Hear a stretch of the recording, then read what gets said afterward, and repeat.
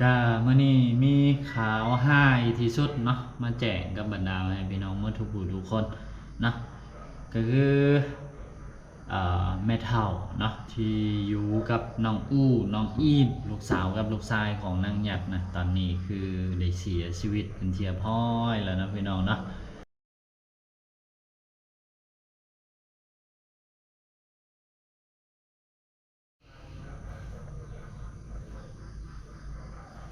สบายดีสบายดีและสวัสดีบรรดาให้พี่น้องมัดสุภูทุกคนอีกตื่มเส้นเก่าเส้นเคยเนาะก็มื้อนี้มีข่าวห้ายที่สุดเนาะมาแจ้งกับบรรดาให้พี่น้องมัดทุกผู้ทุกคนเนาะก็คือแม่เฒ่าเนาะที่อยู่กับน้องอู้น้องอีนลูกสาวกับลูกชายของนางหยักษ์นะตอนนี้คือได้เสียชีวิตเป็นเทียพ้อยแล้วนะพี่น้องเนาะ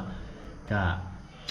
บ่าวดำก็บ่ได้เข้าไปเบิ่งไปแย่งเพิ่นในช่วงที่เพิ่นเสียนะเพราะว่าก็อยู่อีกบอนนึงบ่าวดำไปน้ำยาวก็บ่ทันได้เข้าไปอ่าเบิ่งเพิ่นเนาะก็มีแต่มาเฮ็ดคลิปแจ้งข่าวสู่บรรดาให้พี่น้องนี่เนาะก็มือวันนี้เนาะทางไอ้ห่วมเพิ่นส่งข้อความมาบอกว่าไม่เท่าเสียแล้วเด้อแล้วก็อูอินสิเฮ็ดแนวใดว่าซั่นบ่าวดำก็บ่สั่งสิตอบบ่สั่งสิตัดสินใจแนวใดเนาะบ่าวดำก็บ่แม่นผู้ปกครองบ่แม่นผู้ที่ว่าดูแลอ่าน้องอูน้องอินแบบเป็นหัวลักหัวตอนะบ่าวดำก็มีแต่โดนๆก็เข้าไปซื้อนั่นซื้อนี่ไปให้ทางผู้ใหญ่ใจบุญเพิ่นส่งเงินส่งคำมาก็จึงได้เอาไปให้นี่นะก็โดยความที่ว่าน้องอู้น้องอีนตอนนี้เนาะคือแบบบ่มีภัยแท้ๆอันนั้นเนาะพอ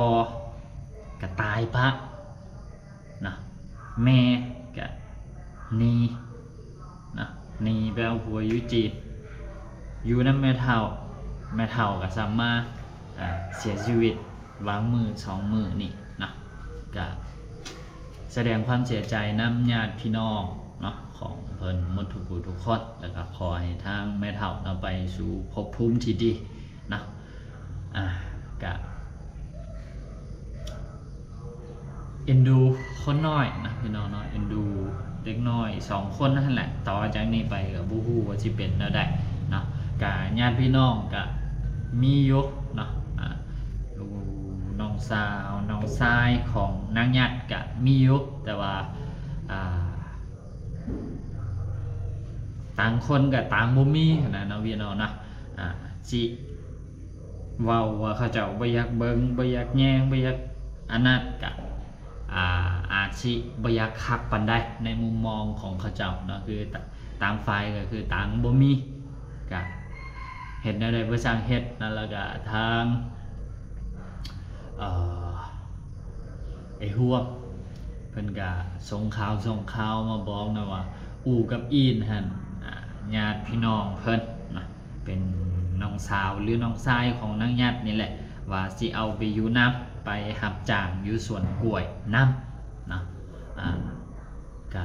ถามคำคิดคำเห็นนำพวกเขานะถามบ่าวดำว่าสิเฮ็ดแนวใดสิให้ไปสิให้อยู่นี่เฉพาะอีนแท้อีนบ่อยากไปนะอีนนี่คันถ้าหากว่ามีเฮือนมีนั่นนี่สิเอาน้องอยู่ผู้เดียวก็อีนนี่ก็ตอนนี้ก็อายุประมาณ9 ปีเนาะก็สำหรับอีนนี่ก็เริ่มคำฮู้เริ่มฟังความมาหน่อยนึงละพอตอนเพิ่นอายุ13 14 15ปีก็อาจสิดีขึ้นกว่านี้นะแต่ว่าช่วงเวลานี้ช่วงที่ว่าเพิ่นยังน้อยนี่ก็เฮาก็อยากหาทางซอยเพิ่นเท่าที่ว่าสิซอยได้หั่นแหละแต่ว่าเบิ่งไปเบิ่งมาเฉพาะ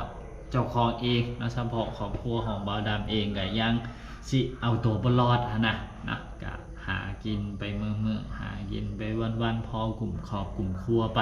เนาะก็สิให้เอาเงินก่อนเงินนั่นไปซอยเฮ็ดหั่นเฮ็ดนี่ให้มันเป็นสิ้นเป็นอันนี่ก็ เป็นเรื่องที่ค่อนข้างยากเนาะกับพวกเฮาก็หลักๆที่เฮ็ดได้ก็คือมีแต่กระจายข่าวสารเนาะให้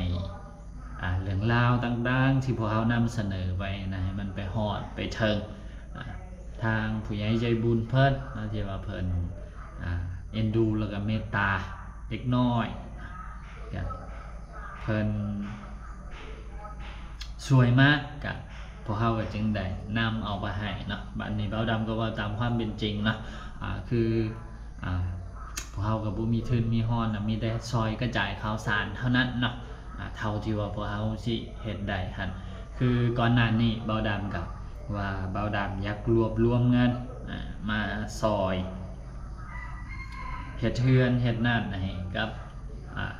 อู่กับอีนเพราะว่าอีนเนี่ยว่าอยากได้เฮือนเป็นของตัวเอง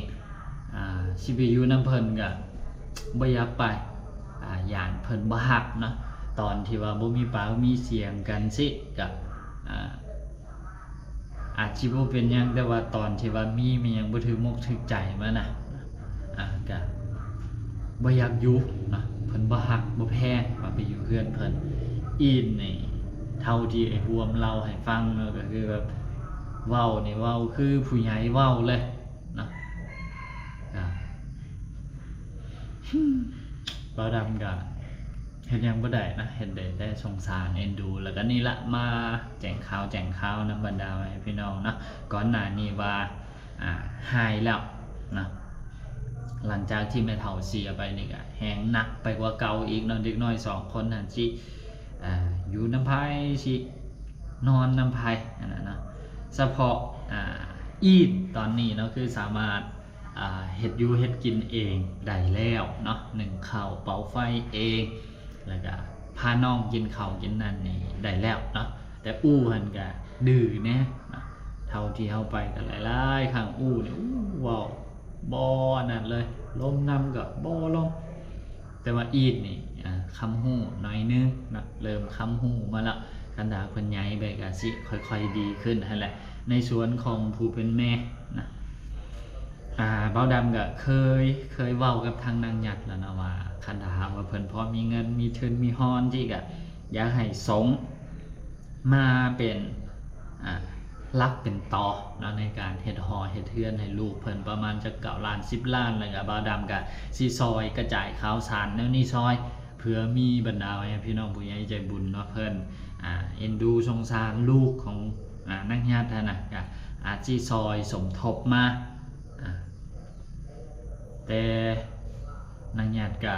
บ่บ่นอเว้ายามใดก็เว้าแต่ว่าบ่มีคันไปโอ้ไปลมน้ำผัวก็มีได้ผิดกันคือ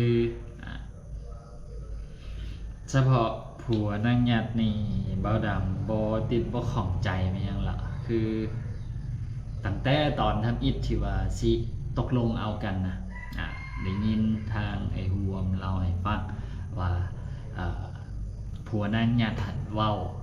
คำขาดตั้งแต่ทำอิฐแล้วว่าคันเอาก็คือสิเอาแต่แม่ลูกนี่สิบ่เอาเนาะคือแบบเพิ่นก็เว้าตั้งแต่ตอนนั้นแหละแต่ก็เฮาก็บ่ฮู้ว่ามันยังดนจิตดนใจให้หยัดนะปะลูกตัวเองแล้วก็ไปเอาผัวจีนทั้งที่เขาเจ้าก็เว้าแล้วว่าคันเอาก็คือสิเอาแต่แม่ลูกนี่บ่เอาความหมายก็คือเอาก็เอาแต่แม่แล้วก็ไปพุ่นแล้วก็บ่เบิ่งบ่แยงลูกคือตัดขาดบ่เกี่ยวบ่ข้องเลยหั่นน่ะนะแต่ก็หยัดก็ยังเอาเฮาก็เฮ็ดหยังบ่ได้ละห้ามก็ห้ามบ่ได้แล้วเนาะมือที่มันยังก็ตกลงปลงใจไปทั้งหมดทั้งมวลล่ะก็นั่นแหละนะในเมื่อมันห้ามบ่ได้ละทางเดียวที่เฮาเฮ็ดได้ก็คืออวยพรให้ไปดีๆนะโชคดีกับทางที่เลือกแล้วก็เวลาผ่านมานะยัดอาชีพคิดสั่นไปทุกคนนะก็มือที่จังซี่ล่ะนะมือที่แม่เฒ่าบ่ได้อยู่นำอู่กับอีนนะคนสิเบิงสิแยงนี่แม่นผู้ใดญาติฝากฝังลูกของตัวเองนะให้น้องผู้ใด ให้ญาติพี่น้องผู้ใดเป็นคนดูแลคือเรื่องนี้เฮากับบ่ฮู้เนาะว่ามันอันนั้นแนวใดอาจสิมีหรืออาจสิบ่มีที่ญาติฝากฝังมอบหมายให้เพิ่นเป็นคนดูแลอ่าลูกของญาตินะทั้งสองคนจนเฒ่าเขาเจ้าใหญ่หรือว่าแนวใดเนี่ยนะเฮากับบ่ฮู้นำแต่ว่าตอนนี้เนาะเท่าที่ทางไอ้ฮัวมันส่งข่าวมาบอกเนาะก็คือว่าน้องสาวกับน้องชายของญาตินั่นแหละผู้ใดผู้หนึ่งเนาะสิพาอู่กับอีนฮะไปหับจ้างอยู่สวนกล้วยนะเนาะกับอู่กับอีนนี่ให้ไปหับจ้างกับบ่าวดำก็ยังคิดบ่ออกว่าสิไปหับจ้างเฮ็ดแม่หยังอยู่สวนกล้วยสิไปหับจ้างเฮ็ดแม่หยังคือทางนายจ้างเขาเจ้าสิเอาไปเฮ็ดแม่หยังหรือว่าความหมายของญาตินั่งญาติก็คือเอาสองคนนั้นไปอยู่นำอยู่เขตส่วนจุกล้วยจีดแล้วก็ผู้ใหญ่หันสิเป็นคนไปรับจ้างมาหาเลี้ยงเด็กน้อยหันแนวนั้นนะอันนี้บ่าวดำก็ยังบ่ได้ลงละเอียดบ่ได้ฮู้เลิกฮู้เซิงบ่ได้ลงในรายละเอียดนำเพิ่นนะก็มื้อนี้ก็นี่แหละมีแต่มาแจ้งข่าวเนาะมามาลงสู่บรรดาให้พี่น้องฟังเกี่ยวกับสถานการณ์ปัจจุบันนี้แหละเนาะของอูกับอีนตอนนี้ก็คือลำบากนักเข้าไปกว่าเก่าอีกเนาะเงินกับลมกับเพไม่เท่ากันมาเสียมาหนีมาจากเหลือแต่เด็กน้อย2คนเนาะบ่ฮู้ว่าสิอยู่นำไผสิกินบ่ได้ผู้ใดสิเป็นผู้เบิ่งผู้แยงผู้เลี้ยงผู้ดูนะเฮาก็ยังบ่ฮู้บ่นั่นคือตอนนี้นะก็มีทางผู้ใหญ่ใจบุญเพิ่นส่งเงินมาสมทบให้สร้างหอแปลงเฮือนให้กับบูกับอีนหั่นตึมเฮาก็ยังบ่ฮู้ว่าสิเฮ็ดแนวใดนะว่าเงินจำนวนที่เพิ่นส่งมาก็ตอนนี้มันก็ยังบ่ทันพอนะเนาะถ้าว่ามีบรรดาพี่น้องผู้ใหญ่ใจบุญท่านอื่นๆเนาะหากมีจิตใจเมตตาเอ็นดูสงสารเด็กน้อย2คนนี้ครับซอยพอให้น้องๆเขาเจาะเนาะมีบอลยูบอลเศร้ากับ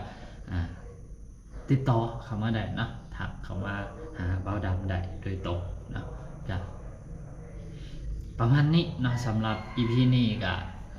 เขาขอบใจเนาะขอบคุณนำทางบรรดาให้พี่น้องทุกคนที่ว่าคอยเขามาติดตามแล้วก็ให้กำลังใจพวกเราในการเฮ็ดคลิปเฮ็ดนั้นมาโดยตลอดเนาะสำหรับ EP นี้ก็ขอตัวลาไปแล้วเด้อพี่น้องเด้อนะ